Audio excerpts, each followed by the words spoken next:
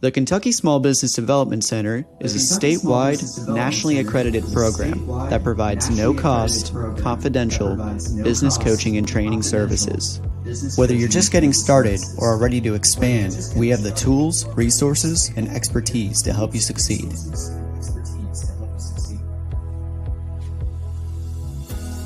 We're part of a national network, America's SBDC, with over 1,000 centers across the nation. To learn more about how the Kentucky SBDC can serve you, please visit KentuckySBDC.com or email us at info@KentuckySBDC.com. You can also reach us by calling 888-414-7232. Thank you for joining today's webinar. The chat feature is available for you to ask questions and interact with today's speaker. Please take a moment to introduce yourself and where you are watching from today.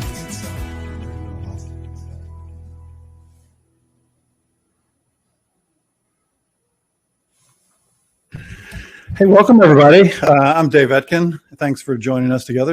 I'm Dave, the director here at the Louisville Small Business Development Center here in Louisville, Kentucky. Thanks for taking some time out of your Wednesday to join us. And as you just heard, as we go through the presentation today, if you have any questions or comments, please put them in the chat to the right. So if you see that chat button, just go ahead and test things out just to make sure you can hear us loud and clear and see everything. Just say hello and tell us where you're joining from. It's always great to hear from everybody.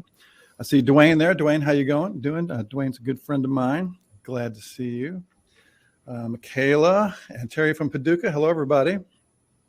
Carolyn from Clifton, a great area here in Louisville. So welcome, everybody. Glad you're here. I have a great guest today. I ran across Jonathan Bohn at our SBDC National Conference, and he did a really great job talking about taking your service and packaging and selling it as a product. It was such a great show. I thought I would just reach out to Jonathan, see if he could carve out a few minutes for us and share with you guys. So, Jonathan, you're still there? I'm still here, Dick. All right. Welcome. I'm so happy to hear that you were able to join us today. We had some technical difficulties earlier, so I appreciate everybody being patient with us. But here we are now. So, Jonathan, I'm going to just turn it over to you, and let's talk about productizing your service. Yeah, thanks so much for having us. I am such a pleasure to be here with you, each of you taking a little bit of time. As business owners, I know that you are super busy, and so taking a little bit of time today with me, I'm really honored and appreciate that. So today we're going to talk about the 8 steps for productizing your service. As we walk through, why does it sometimes seem so much easier to sell products than services? And that's what we're going to look at today. So we're going to move forward, and during the pandemic, services were hit the hardest, right? So consumers, when the restaurants who are cooking our food, or whether it was your personal trainer at the gym or the person that came in and cleaned your home, right? These personal services, generic services, were hit the hardest during that time. And services are typically the first thing that are cut. And so we're going to look at, there are 3 reasons why consumers stop purchasing generic services. The first is to conserve cash, right? So if I'm in a pinch or my cash flow goes down, I want to conserve cash. And so generic services, things that aren't adding a lot of value to me, I'm going to cut those first. The second reason that somebody might do that is just to avoid people. Typically, services are heavily involved with people, and so I have to interact in some way.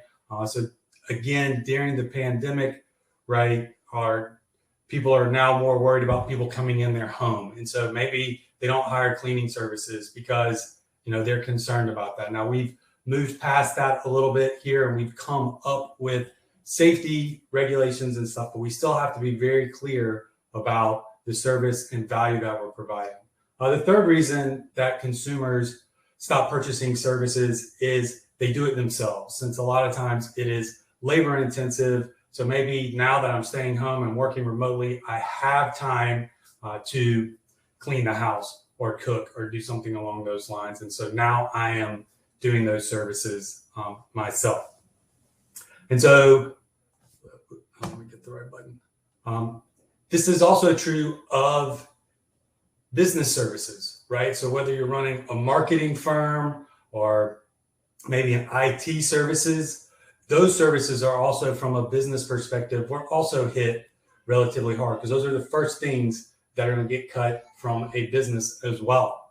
And so they have three reasons that are very similar to the consumers as to why they stop purchasing services as well. The first one, again, is to conserve cash, right? So I'm going to conserve cash by stopping my service. The other one is to avoid people. So when we have the same thing, when we work with other services, maybe we don't want additional people coming through. We're trying to protect our employees and trying to protect their health. And so we want less people running around in our offices in those areas. So that can be the same reason as well.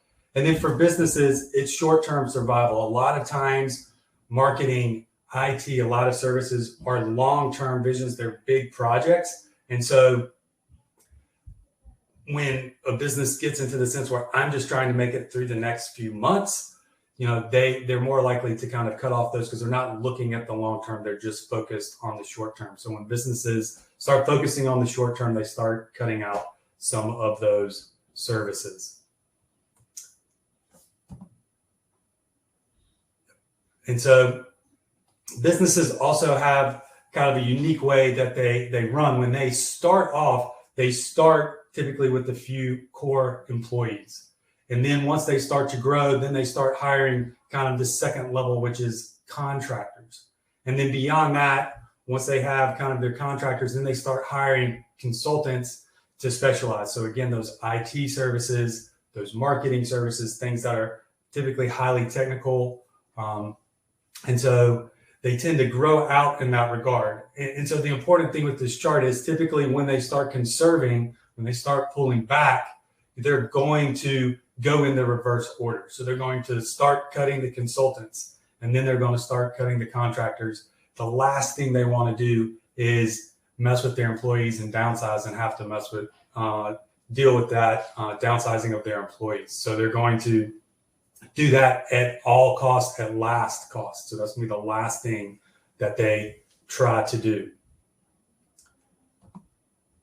And so all this is to say is that generic services of all kinds are getting cut.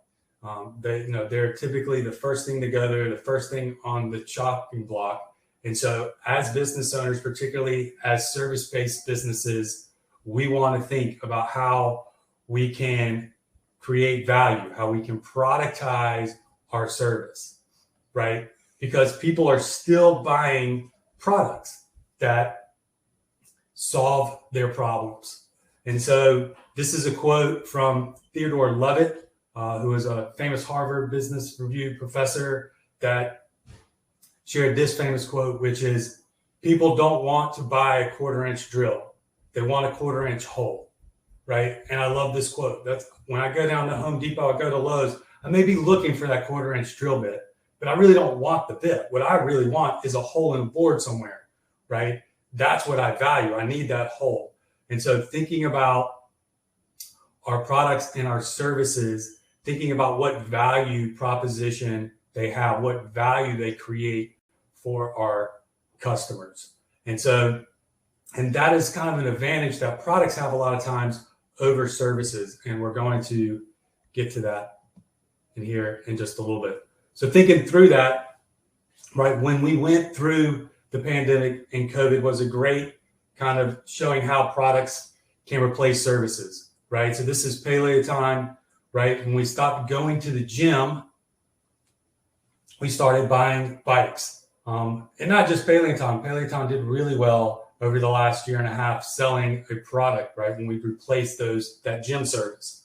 But all gym equipment companies did really well. So whether you're selling free weights and racks, people started putting in home gyms. So products during that time when the services were losing out, were starting to, they really took off. So having that product.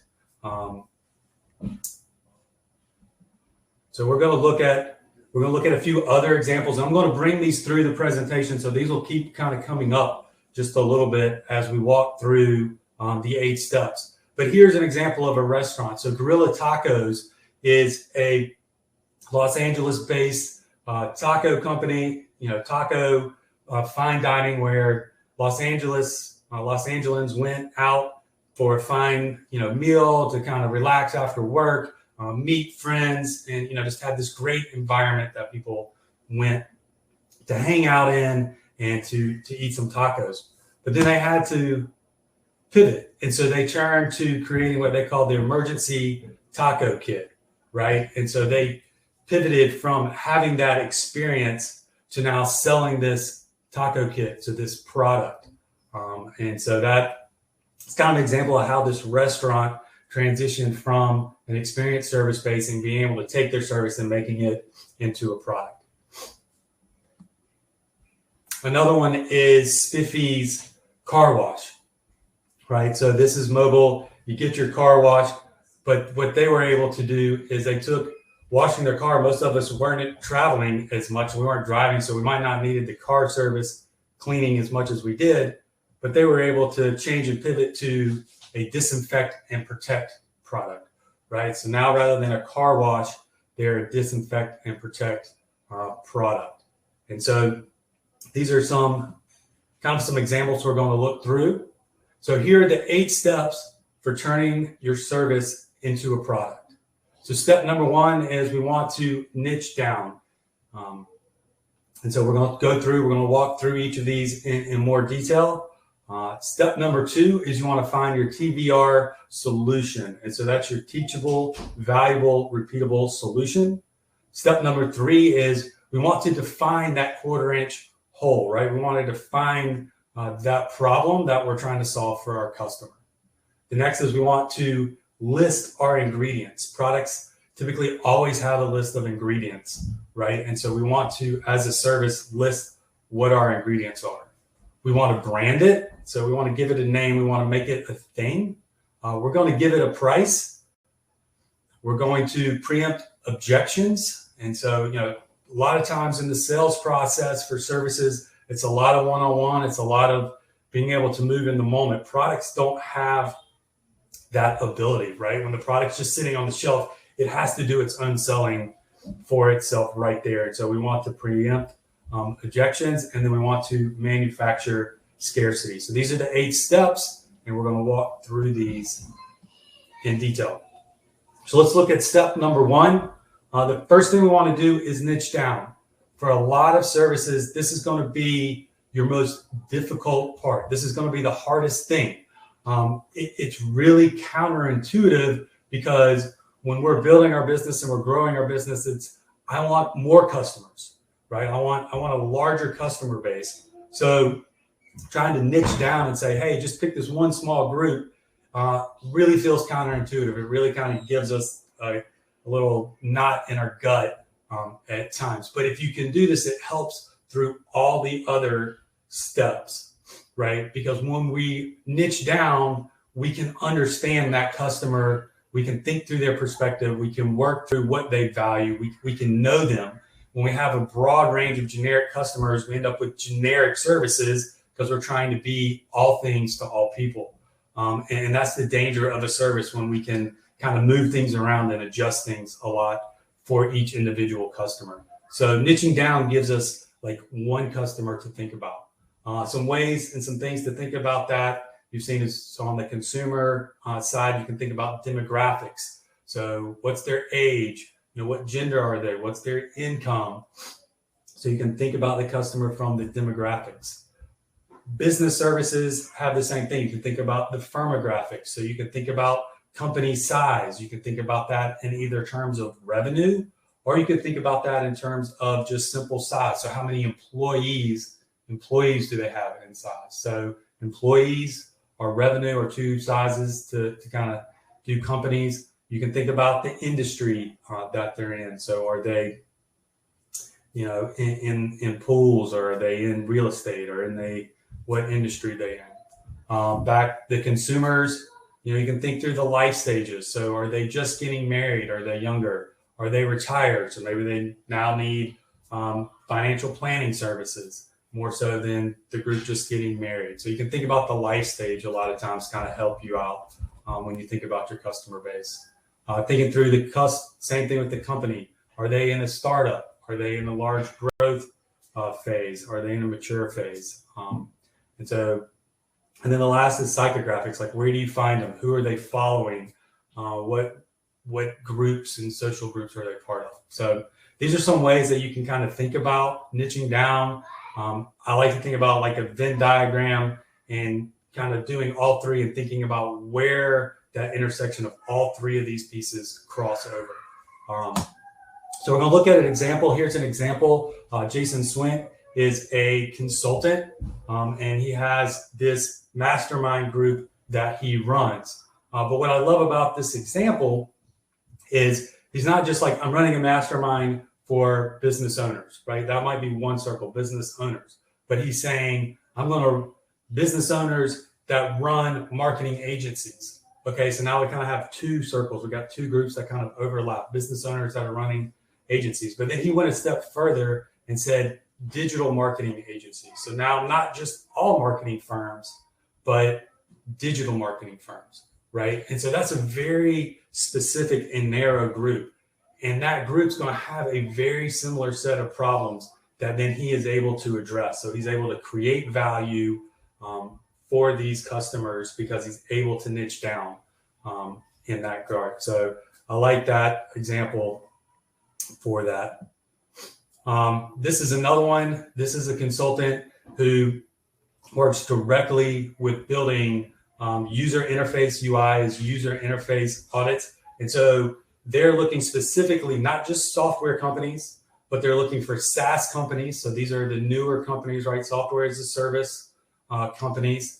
And then they're looking at companies that are in the life cycle that are in the startup. So they just got a product, it's slightly viable, and now they're needing to think about what their interface is like with their customers and how they can improve that to help continue to grow their company and their product.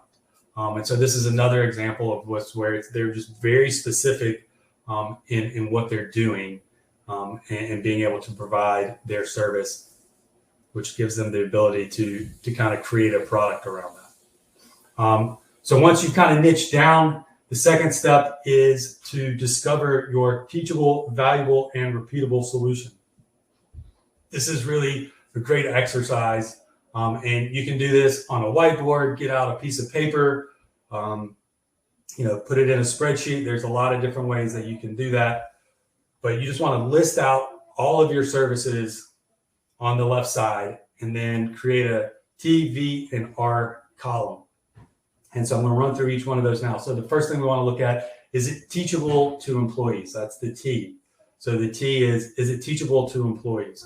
So your service, your product, at some point as a service, one challenge for owners is, if we're creating all of the service, then we have a limited capacity and we won't be able to grow or scale beyond our capacity of ourselves. So at some point we have to be able to teach that service to somebody else to perform it for our customers. And so is it teachable to employees? The next is it valuable? Do customers care? Do they value it? A lot of times we create things and the customers just don't care.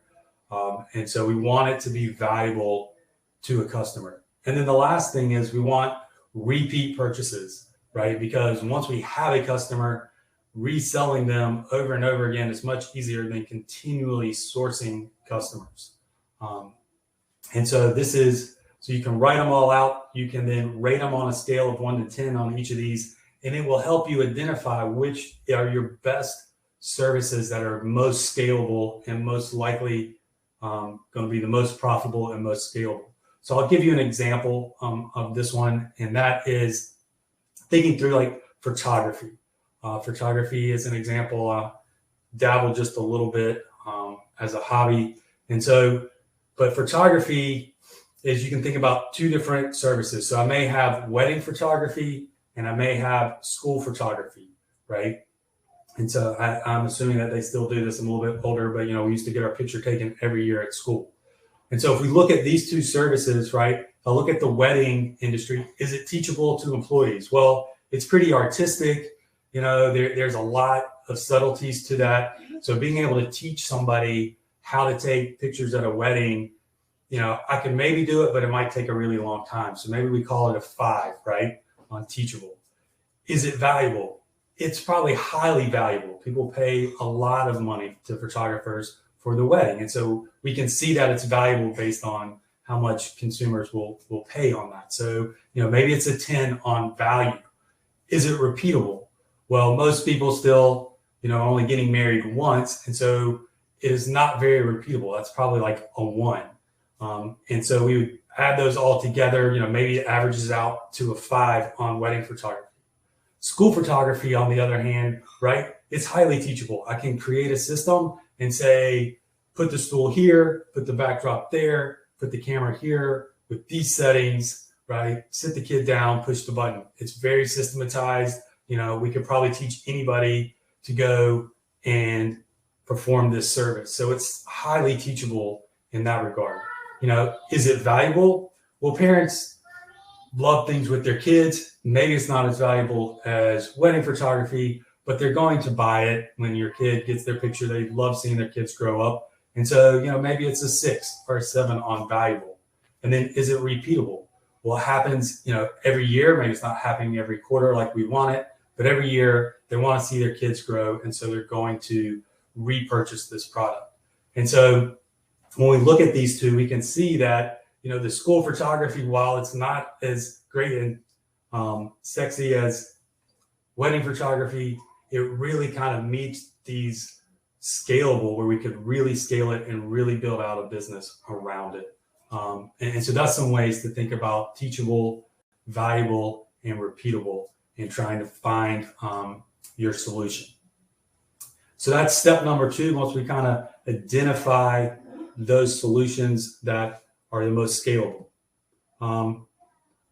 So step number 3, we're moving on to step number 3. We want to be clear about our 1/4 inch hole. So we want to be clear, now that we have our service, what that value is for our customer, right? So we want to be, a lot of times we can think about, you hear people talk about features and benefits, right? So, here again, products versus services. Products, right? Maybe it's like thinking of computers, and, it has a 4-quad processor, Intel, in a bunch of jargon. Well, that's the feature. Well, what does that mean to me? That means nothing to me that it's this quad processor thing. What it means on the benefit is my computer's fast. That's what I value. I want a fast computer. My computer's fast, right? So that's the benefit of this feature. And so being clear on what that 1/4 inch hole, what that value is, what your customer really wants. Do I really want a quad dual processor? No, but I want a fast computer.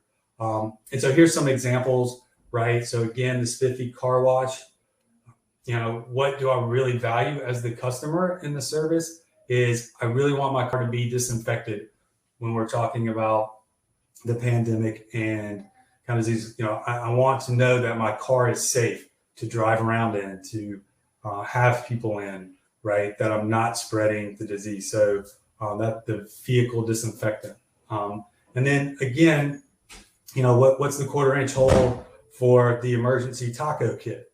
The 1/4 inch hole there is, I don't want to have to put together a meal plan. I don't want to have to go to the grocery store and buy all my ingredients. So what I value is just an easy way to cook tacos at my house. I can't go to the restaurant anymore, but I would like to have, their tacos, and I need an easy way of doing that in my home.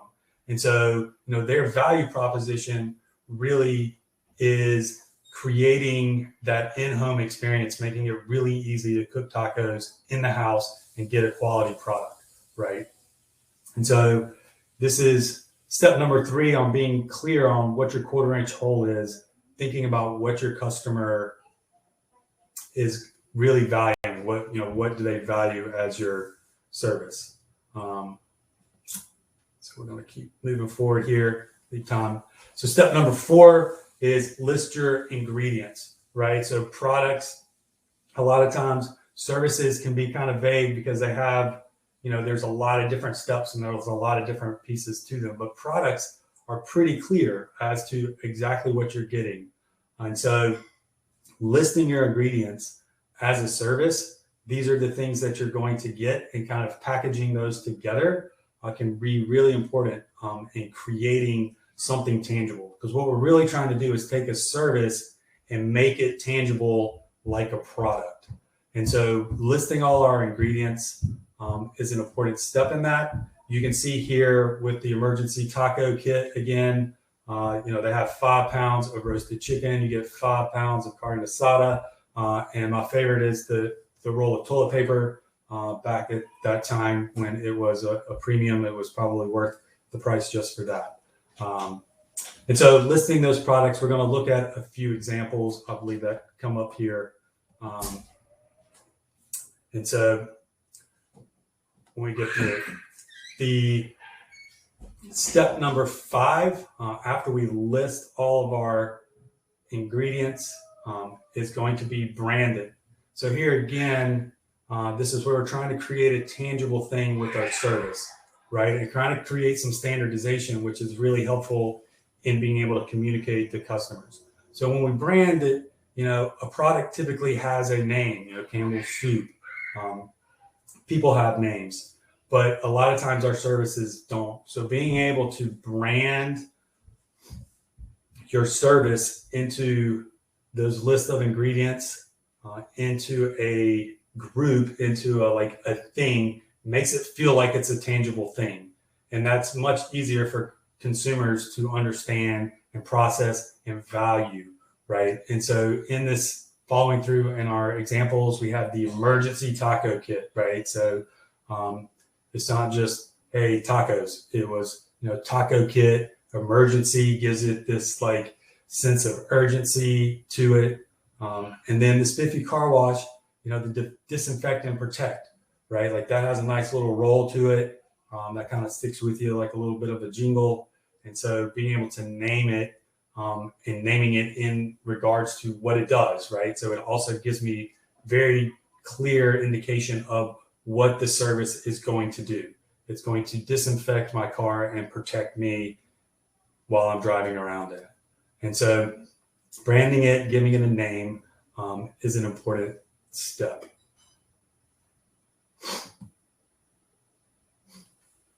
And so this is a example we'll kind of look at here. So this is data stories. And so it is a company that will take a spreadsheet. So if you just have a whole bunch of data, because today we collect more data than most of the time we know what to do with. So a lot of times we have a whole bunch of data, but we really struggle with making sense of coming up with what to do, coming up with the next steps from this data. Well, this company, Data Stories, what you can do is you can send them your data in a spreadsheet, and they will turn around and give you a data story and some actionable steps to take with that data. And so if we look forward here, we can see how they've both listed their ingredients and then named their products, right? And so this doesn't always have to be in a SaaS. We see these in a lot of SaaS businesses, right? We're familiar with that, these three. But you can see how they've listed the ingredients and named them. Now, this is the professional package, the enterprise package, the data stories toolbox. I wouldn't say they're the most creative names, but nonetheless, I could call and say, hey, I'm interested in the professional package, and you would know, and I would know exactly what we're talking about, what's involved in that here with the list of services. And so this, what's included in the professional packages here, right? So interactive narrative of what matters in your data, fully automated analysis workflow. And so being specific about those pieces and listing those ingredients will help communicate to the customer that it is a thing. Step number 6 is publishing a price. So now we have this service that we package together we've listed all the steps in it, or we've listed all the ingredients in it. We've given it a name. So we've kind of made it this thing. Now, the next step is publishing a price. And this is another one of those like hard step for services, particularly when we do custom packaging and custom pricing a lot of times with, hey, we'll add these pieces and we'll add that. But one thing that we can look at with the product is the product always lists their price, right? So when I go to the grocery store, there's no question as to what any of the products in the store are going to cost me. Or if I go to Dick's or Walmart, all the products are going to have a price on them. I'm going to know what that price is, right? And so this is a step of being able to publish that price is another one of those steps that where it really kind of takes it from a service to a product. And it makes it very quickly to communicate. It doesn't leave me as a customer vague as to like, well, I'm kind of interested, but I'm a little bit worried about what the pricing might be. Like it's just upfront and clear. And so you can see this is an example. This is an online service, Encore. What they did is they kind of matched professional artists, and you could hire them to create like a little video card for a birthday or an anniversary for your loved ones. And so you can see here that this anniversary card or, this service is 15 pounds. And so it's one of those where, the trick here would have been to say, well, it's X amount per minute, or it's, and then I'm trying to calculate, well, how long do these cards usually last? Well, and so that's where when you list the ingredients and you package them, you help the customer along that customer journey to say, hey, we're just going to do this card for you. We know how long they need to be. We know what to say in them. And so that's straightforward. So publishing a price is step number 6. And so here again, looking at another example of publishing a price. This is Scribe. So it's a service that will help you publish and write your book, which is really cool. I think it's really cool. A lot of people want to publish books, so that's one of those services. It's definitely a pure service. But you can see down here at the bottom, they've created these nice packages, right? So the first one being Scribe Publishing. And so they've added their brand name. So they've added their name to each of the categories. So that gives it that branding name, Scribe Publishing, right? Guided author, Scribe Professional. And then they've listed the price, so $10,000. And then you don't really see, it gets a little small in there, but the first one, publishing, is they just publish the book that you wrote. The second one is they will guide you along writing your book and publishing it. And then the professional one is, hey, we'll write it for you and publish it. And so you can see those 3 categories. They've branded it. They've listed the prices. The other thing that I love about this is it really highlights a lot of those customer services when it's highly customizable. A lot of times we just can't get away from it, right? The 4th one is always call for a custom quote. So we've packaged it, we branded these 3 services, yet they still leave the open door for, hey, if you don't fit into one of these 3 categories, then we'll customize a package for you and give you a quote. So that to me is, you see that a lot as the 4th option for the services. And so we package those. 3 also, I would say here, when you're publishing prices or you're putting together packages that you're branding as a service, 3, you'll see that a lot with the softwares. 3 packages is good. Too many customers can't figure out between which one to pick, and there's too many options. And so a lot of times we want to guide customers through the journey, through the decision-making process by limiting the 3 packages. And it's also kind of a sales tactic too, because most of the time people are going to end up in the middle, right? Nobody wants to necessarily take the lowest package. I don't want to spend all the money. I don't want the highest package. I just want the middle of the ground, like solid package. And so there is a tendency always to funnel when there's 3 into the middle package. And so you can play with those a little bit, but when you write your list and you create that package of services, making that middle one like the most profitable typically is a good idea, because that's the one that most people are going to tend to gravitate towards in those. And so that's pricing it. Here's another one we'll look at with the listing the products and services. So this is a bookkeeping service, which I like to throw this one in there since bookkeeping is so hard for small businesses sometimes. And so what this company will do is you just send them your bank statement and they will create your financial statements off of those financial statements. And so again, we can see here where they've named their products. So micro, boutique, venture, and corporate. So we've given it a name.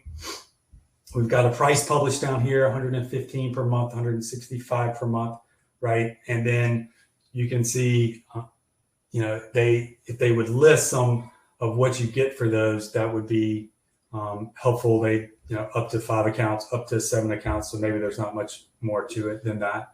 But again, you can see here how they've listed these out. They've created packages, they've named them, and then they've created these prices as this bookkeeping service. And so that really helps it that they're not always having to go out and keep creating custom quotes. So as we kind of bring it down here, step number 7 is we want to preempt objections. When we're customizing, and we're doing one-to-one sales, we can address people's objections head on, right? Because we have them on the phone, we're talking to them directly. So when they come up with an objection, we can respond to it. Products don't have that ability most of the times. When it's just sitting on the shelf, they have to address those objections through their packaging, through their messaging, right? And so products tend to try to think ahead of what are those objections going to be. And so this is for the spiffy car wash, right? So every service, is 100% satisfaction guaranteed. So, what if I'm unhappy with my service? No worries. We guarantee you'll be happy with it. Otherwise, we'll give you your money back. Maybe I drive a really high-end car. So, I don't want anybody just touching my car. Well, no worries. We're fully insured and bonded, right? Additionally, we have highly trained technicians that have over 100 hours. So we're not just letting anybody touch your car. And so thinking through what those common objections that you get if you're selling on a regular basis, most of the time these, and writing formal responses to those and getting out in front of the customer. So before they even ask or object, you've already addressed that in creating the value in making them feel comfortable. And then the last step is manufacturing scarcity.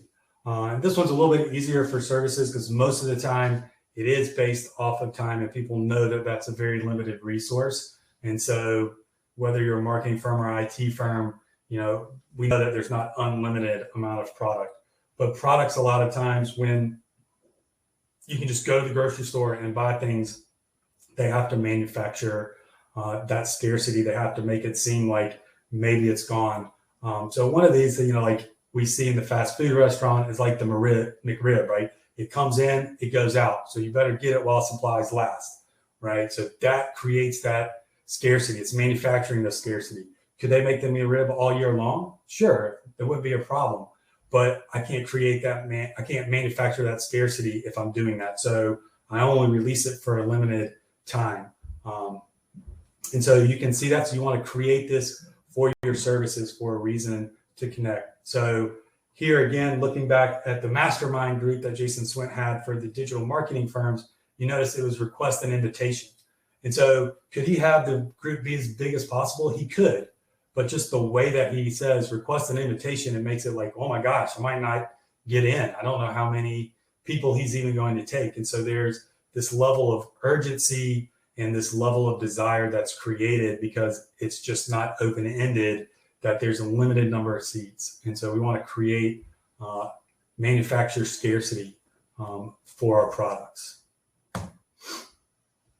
And so just to review and summarize, to bring it down when you're looking at your services, the first thing you want to do is niche down, right? You really want to understand that customer. And if you need to go through this process for multiple times. If you have multiple groups, you can do that, but it really helps if you just find that niche down so you understand what problem and value proposition you're creating for that customer.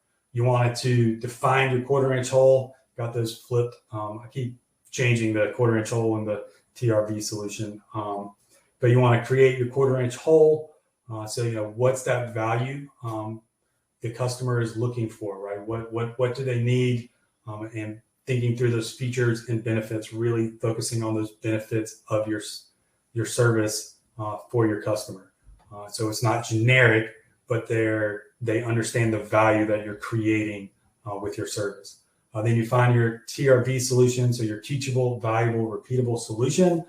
Being able to find and identify this helps you focus on what services are going to be scalable, and which ones are really going to resonate, and really where it's worth focusing your time in building your company.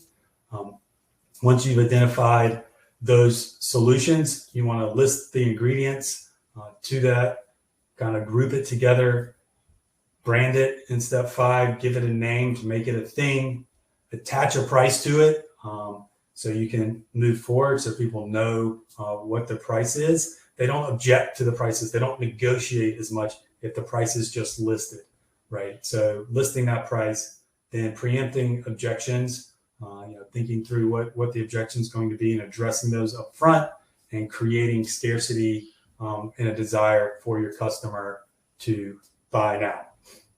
And so ran through that quickly. So those are the 8 steps for taking your service and turning it more into a product to help you to sell. And that is all that I have. I tried to leave some time, so I'm happy to stick around and answer some questions for you.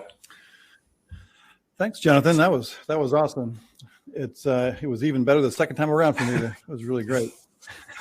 You knew what was coming that time, so you could. I did. I do have a question. Step number 1 about niching down. I guess if your company's been around for a little bit. I mean, you have a population of customers, and I would assume that's where you would start, right? Is niche your customers? Yeah. So I mean, a few ways. If you are, so if you've been around, your business has been around for a while, you could look at just segmenting your customers that you already have. You probably have a good understanding of like which groups that you have, and so that's where you could take any data that you collected might give you some insight into like what's your best niche, what's your most profitable niches, which customers are really creating the most value for you in the company. So I mean, this could be very technical if you have data and you can run data analysis on it and you've been around for a while, or it could be as simple as like if you're starting out, maybe you're just kind of thinking through, hey, this is the customers that I want. This is what I know that they're going to value. And so it helps you with the next steps, because, the biggest challenge is not trying to be all things to all people. And that's really the challenge, right? Like, I mean, that's hard for me. I mean, I'm a consultant and I have to follow the same process. And I'm like, oh my gosh, this really is hard because, this customer wants these services and this customer wants those services, and can I do it? Yeah, I can do all those things. And so it's really hard in like trying to systemize and do that. So I don't want people to think that it's like super easy. Like I feel that same tension, right? Even for myself. And so I said that's typically the most challenging one, but it could be, looking at and just analyzing your current customer base too, if you already have that, and finding the segments in what you already have. Gotcha. Thank you. So folks out there, if you have any questions or comments, just put them in the chat and we'll share them with Jonathan. He can get those answered for you. Back to your earlier comment, I guess as part of niching your customers, I mean, everybody has customers that maybe you pay a lot of, they pay you a lot of money, but they're just so hard to work with. Maybe they're not worth having. Is that part of the calculation as well?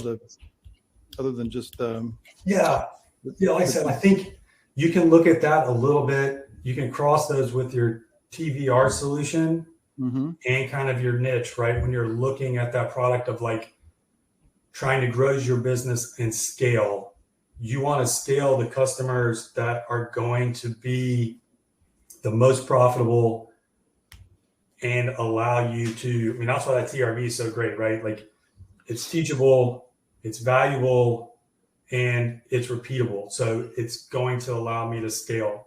And so if you're wasting a lot of times with customers who may be super profitable, I mean, I know that's where I'm trying to think of some examples, but typically one of the hardest things. So one of the things is, I look at businesses from creating value. And when you're looking at a business from an acquirer's perspective, right? So somebody coming in to buy your company. One thing that tends to happen when we grow our businesses and we start out is we have that one customer. They're typically super large. They started off, they're really big in revenue. They're typically a pain in the butt. They're probably marginally profitable, right? But we don't want to get rid of them because, they're the majority of our revenue. And the really scary thing is if you can cut them out and find those smaller profitable business and then just add a bunch more of those, you're a lot better off because you're diversified in your customer revenue stream. So you don't have one big, large customer. And when you're diversified, you're not worried about losing one customer. Those larger customers are also, when we talk about niching out, they're usually the ones that we have to go and we're altering our service in some way, right? They're not going to be the customer. They typically have special exceptions or exemptions or things that we're having to do differently that are outside of our normal processes. And so that's why they're hard to scale, because they're not in our kind of systemizing our business, right? And so, when we can, it's really hard, but that's why when you're looking at those, when you're thinking about niching down and thinking about systematizing, is really just what's that service, how can we repeat it, that customer that will just buy our package as is and not make us create a lot of exceptions, because that's where we spend a lot of waste. Right. And you were talking about the quarter-inch hole, basically. I mean, I guess that we're talking about productizing our service. I mean, you could actually have multiple products out of your service. Yeah, I mean, that's where this could. I think what I would is you could run through this process multiple times with different groups and different services, right? And so it's not like. It really narrows and focuses you. But your customer may have multiple things that they value. I mean, they may need a quarter-inch hole, and then they may need to be able to tie two pieces of wood together. Those would be two separate products, right? I need a hammer and I need a drill bit. But that's where, so you can run through this multiple times for each one of those as you have the capacity, as you have the people. But it helps you. What you don't want to do is confuse the messaging around, hey, I have these customers, they're buying drill bits, they want a hole, and I keep trying to tell them how to hammer two pieces of board together, right? Mm-hmm. It just confuses them. Like, that's not what I want. And so, that's where you just run through each one of those, but you could have multiple channels in multiple segments. And that's where you hear talk about customer segmentation. So you could have multiple customer segments. Yeah. Is this the hardest part of the process? The niche, yes. Yeah. I think it is. I think it's because it's that counterintuitiveness where we want, when you have a service and you're creating kind of out of thin air, I don't have this widget, I don't have this hard thing. I mean, that's right. Like, for example, if I manufacture pens and I manufacture blue pens, and for whatever reason, I can only make them blue. I can't make them green, right? A customer comes and asks me, can you make me a green pen? I'm going to say, no, I make blue pens, right? It's simple. Mm-hmm. But when I have that ability to create anything, and it's like, well, I want this, green pen. You're like, well, I can do that. Well, yeah, I can do that too. And then the next thing, is you're trying to explain to somebody what you do, and you're like, well, I can't even explain it because I do so many different things for so many different clients. Right. And, I get confused. And so I think it is the hardest part. And definitely when you're trying to grow, because you don't want to tell people no. I think that's our hardest thing, is we don't want to turn customers away. We don't want to tell them no, that you don't fit our model. We would rather create another model and generate another customer service, another revenue line. Right. So, yeah. Yeah. Is this the process best done with a coach like you? This process can be done with the coach like me. It helps to run that through and think through it, and you'll have kind of an outside perspective. You can run through it on your own. Like I said, I created the workbook. So, a lot of times I would say definitely having somebody look at it and work through it, because they're going to have a different perspective and they come with an open mind.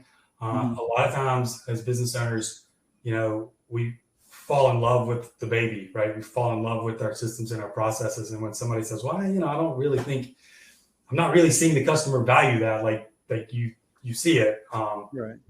It's helpful to have some honest feedback sometimes. So yeah. It's helpful to run through with somebody. Carolyn wants to know, how do we know if our niche is too narrow? That's a good question.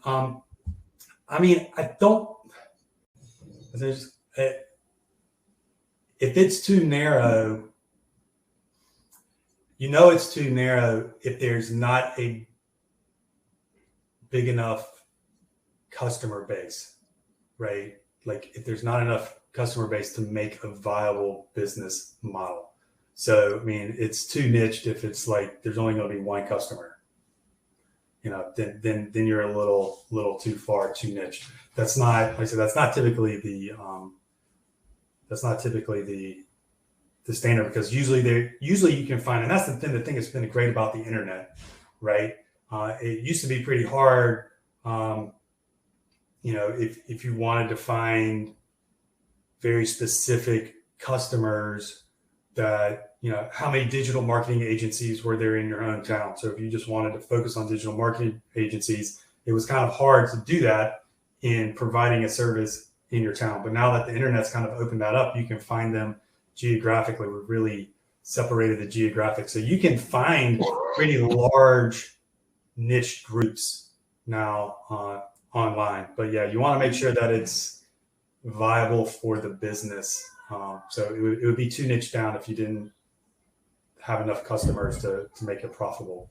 Yeah. I think that's all the questions we have. This has been really, really interesting, Jonathan. This has been great. Yeah. There's Jonathan's website there. Contact him if you think he can help. He's really, really kind of affected me. That's why I tried to get him here. He has a great workbook that we're going to send to you. You can kind of download off your toolbar there if you see it. And we'll also share the recording with you later on, as well as the slides. So feel free to reach out to Jonathan. He is a top resource. Highly encourage that. So Jonathan, thank you so much. This has been awesome. Well, thank you so much for inviting me. It's been a pleasure being here with you. And yeah, sorry the camera didn't work. I don't know. That's okay. Well, hopefully you'll come back and we'll do it again. You've got a lot of great content, and I'd really like to get everybody to take a look at it as well. So I hope you'll do that for us. Awesome. Thanks, sir. Thanks, everybody. Thanks, everyone. We'll see you next week. All right. Thank you for joining today's webinar. At the Kentucky SBDC, we know small businesses are the heart of our economy. That's why our goal is to help business owners start, grow, and succeed in Kentucky. Find out more about how our no-cost business coaching, training, and resources can help your business. Visit us at KentuckySBDC.com.